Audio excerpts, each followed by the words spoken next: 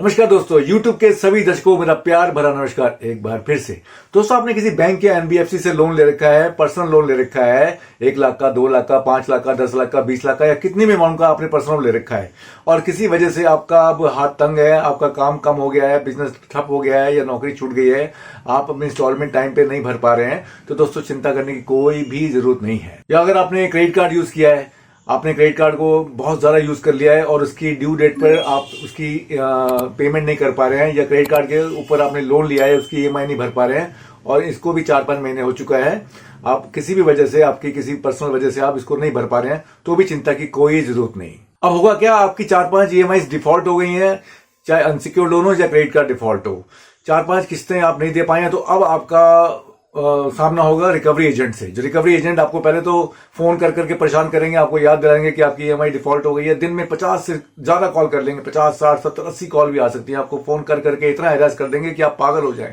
इस हद तक कर देंगे कि आप अपने बाल नोचने लगें। फिर सिलसिला शुरू होगा आपके घर पे विजिट का, आपके घर में वो आना शुरू हो जाएंगे और बार बार आपसे नॉक कर करके आपके दरवाजे पे आपको परेशान करेंगे, आपको बताएंगे कि इस तरह से आपकी लोन डिफॉल्ट हो गया। आप बोलेंगे कि नहीं भाई, किसी वजह से मैं नहीं दे पा रहा हूँ, मुझे प्रॉब्लम है, अपनी प्रॉब्लम बताएंगे। लेकिन उसके बावजूद भी वो कहेंगे कब देंगे, कैसे देंगे, इससे क्या फर्क पड़ता है, आपका काम कम है। तो हमने आपको जब लोन दिया था तो तब आपको सोचना चाहिए था कि काम कम होगा नहीं होगा, काम आपको संभालना चाहिए था। इस तरह से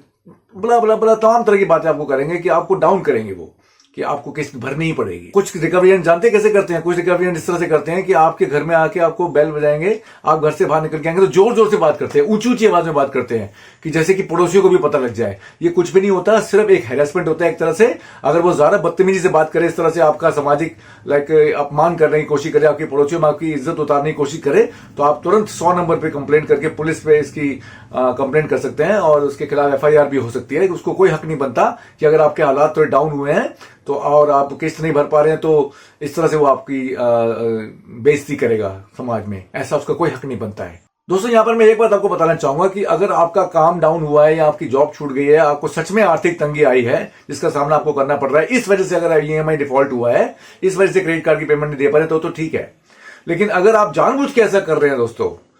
तो ये अच्छी बात नहीं है। अगर आपके पास पैसा है, मैं आपको फिर से बोलूंगा, अगर आपके पास पैसा है तो इनकी पेमेंट चुका दीजिए और अपने गले में लिपटा हुआ मरा हुआ जो सांप है ना, उसको उतार दीजिए, क्योंकि आपका पीछे छोड़ने वाले इतनी आसानी से है नहीं है। हाँ, लेकिन अगर आपके पैसे है ही नहीं, आप सच में तकलीफ में है, तो किसी तरह से किसी से भी डरने की जरूरत नहीं है, कुछ भी नहीं होने वाला है। अब होगा क्या, काफी महीने बीत जाने के बाद, 5, 7, 8, 10 महीने बीत जाने के बाद भी आप जैसे ईएमआई नहीं भर पा रहे हैं, आपका काम सेटल नहीं हो पा रहा है, आपकी अर्निंग वापस नहीं लौट पा रही है, आप तकलीफ में हैं, तो आपको फिर बैंक से कई तरह के नोटिस आएंगे। आपको फिर एक नोटिस आएगा, लोन रिकॉल नोटिस, जिसे बोलते हैं आरसी,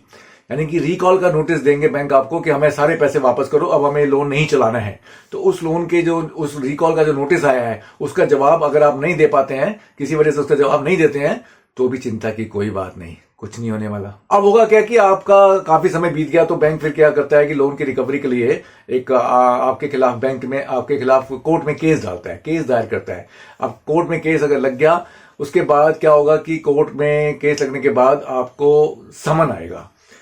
कोर्ट से समन आएगा आपको पेशी होने के लिए कि पेश होकर आप जवाब दीजिए। अगर उस समन पे जो तारीख दी है उस डेट पे आप अपीयर वैसे तो होना चाहिए आपको, अगर किसी वजह से नहीं हो पाते, आपके पास कोई सॉलिड रीजन है वहां अपीयर ना होने का, तो कुछ भी नहीं होगा। यानी कि अगर आप किसी वजह से समन पे अपीयर नहीं भी हो पाते तो डरने की कोई जरूरत नहीं है। लेकिन अगर आपके पास जाने का कोई सॉलिड रीजन नहीं है और आपको जाना चाहिए था, तो एक बार जाके मजिस्ट्रेट साहब को बता सकते हैं आपकी मजबूरी, वो आपको तारीख दे देंगे अगली। तो इसी तरह से कोर्ट में तारीख पे तारीख लगती जाएंगी, तारीख पे तारीख लगती जाएंगी, साल, 2 साल, 3 साल, 4 साल, 5 साल लगती रहेंगी तारीख पे तारीख, और होना जाना कुछ नहीं है। अल्टीमेटली ये बैंक वाले सिर्फ डराने के लिए कोर्ट में केस करते हैं और मजिस्ट्रेट साहब भी आपके फेवर में ही रहते हैं, क्योंकि उनको पता है कि ये किसी तरह का क्राइम नहीं है, आपकी आर्थिक स्थिति खराब हुई है, इसी वजह से आप लोन नहीं पे कर पा रहे हैं, अदरवाइज आपका जो ट्रैक रिकॉर्ड था वो हमेशा से बढ़िया रहा है, इसलिए वो आपको आपकी तरफ ही रहते हैं, आपके पक्ष में ही रहते हैं, बैंक वालों के पक्ष में नहीं रहते हैं। अल्टीमेटली फिर बैंक वाले करते क्या है कि वो आपके पास सेटलमेंट का ऑफर देते हैं। कभी भी बैंक वालों को ये मत बोलिए कि मुझे लोन सेटल करना है, कभी भी मत बोलिए, ये ऑफर उनकी तरफ से ही आने दीजिए, क्योंकि अगर आप बोलेंगे ना तो बस वो चौड़े हो जाते हैं, नहीं नहीं इतने पे नहीं, इतने पे करूंगा मैं, इतने लूंगा। तो आप अपनी तरफ से कभी सेटलमेंट के लिए बोले ही मत, उनको बोलने दीजिए कि क्या करना चाहते हैं। कई साल बाद भी ये लोन, आप जितना ज्यादा लोन आपका पुराना होता जाएगा ना, उतना सस्ते में सेटल हो जाएगा। समझ लीजिए उतना ज्यादा वेवर मिलेगा आपको, 15 से 20% में सेटल हो जाता है लोन।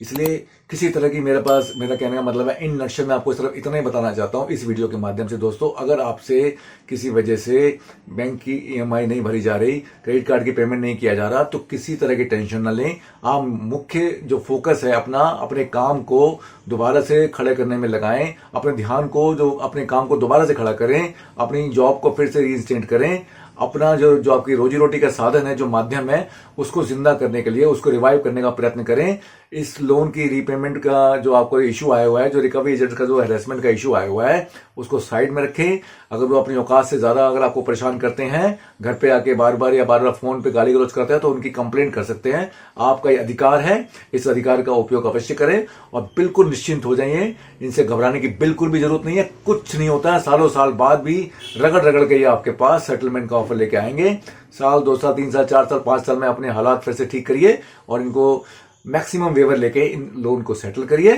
और डरिए तो बिल्कुल भी नहीं। राधे राधे, धन्यवाद।